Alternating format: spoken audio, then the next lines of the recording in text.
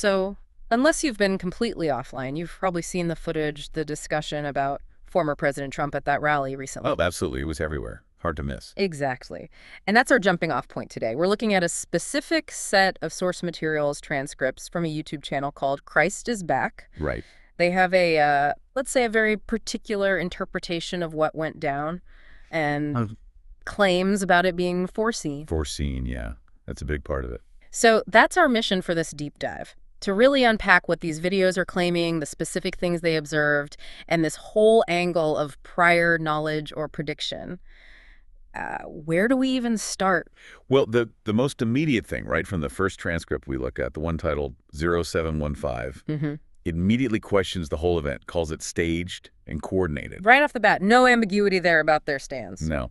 And interestingly, it brings up this background point about the number of people on watch lists increasing since the Obama years, almost setting a scene, maybe? Hmm. Like a heightened security theater, perhaps? That's an interesting framing.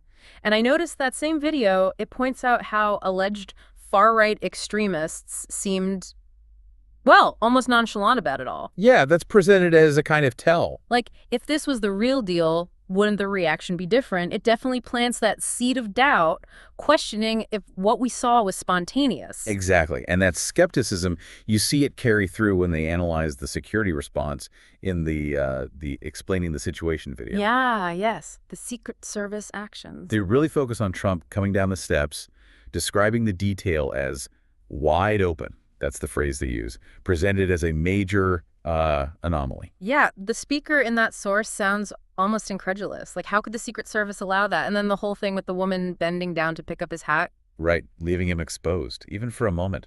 It's portrayed as another piece of evidence that something was off. They even speculate, based on standard protocol for getting a protectee out of their fast, that maybe Trump himself resisted leaving the stage. Which, again, feeds their narrative that this wasn't a typical unexpected incident.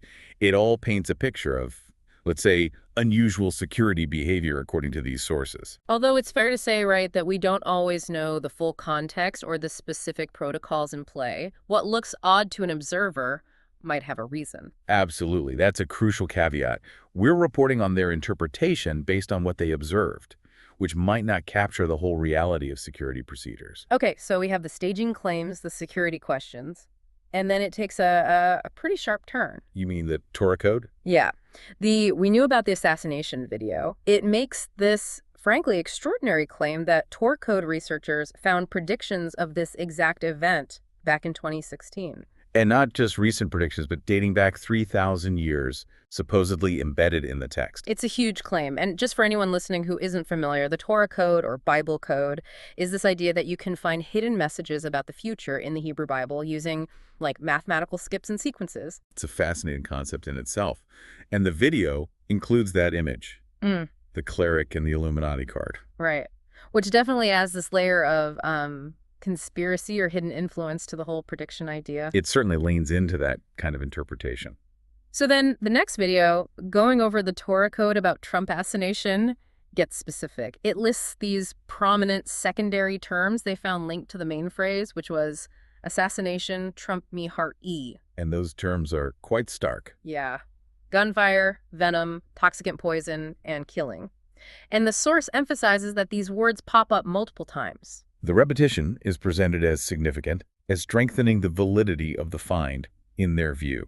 It highlights their methodology finding key words related to current events in this ancient text. And it keeps going. There's another video, extended terms on Trump assassination, claiming an update to the code. More terms. Yeah. Right. This time, shooting, 1 year, and maybe the most eyebrow-raising one, Hillary. Hillary. Wow. Okay. Right? That obviously invites a whole load of political speculation, doesn't it? Absolutely. And there are other phrases, too, like afforded how much and obviates government to be a wise guy, which are harder to pin down, maybe. Definitely more ambiguous. And that really shows how interpreting these alleged codes can be, well, pretty subjective. You could read a lot into those phrases depending on your viewpoint. So from staging to security to ancient codes, there's one more piece they focus on tactically. The agent positioning. Yes, and they get that shot video. It singles out the female agent who was right in front of Trump. Right. And while the video gives her credit for bravery, it raises this tactical point.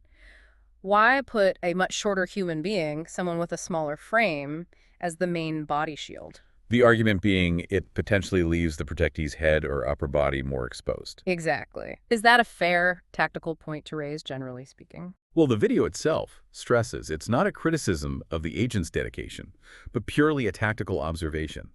And yes, in executive protection, the physical characteristics and positioning of agents relative to the person they're protecting are factors. Size, positioning, angles of potential threat. These are all things security planners consider. So asking about the height difference from a purely tactical perspective isn't out of left field. Okay.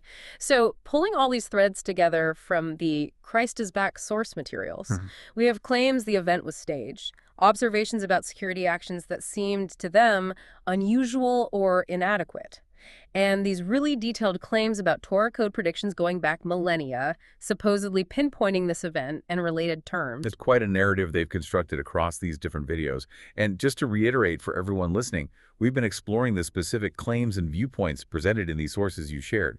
We're not confirming or denying their accuracy, just laying out the perspective offered. Absolutely crucial point. We're looking at the what, not necessarily the whether, which leads perfectly into a final thought for you, the listener. When you consider all these elements together, the staging theories, the focus on security details, the appeal to ancient or hidden predictions, what does it suggest about how we process major, often unsettling public events? How do people look for patterns, for meaning, maybe even for hidden hands in moments like these? And what role do things like historical narratives or claims of secret knowledge like these codes play in shaping that understanding? Definitely something to chew on. How we make sense of chaos, perhaps. Exactly. Food for thought.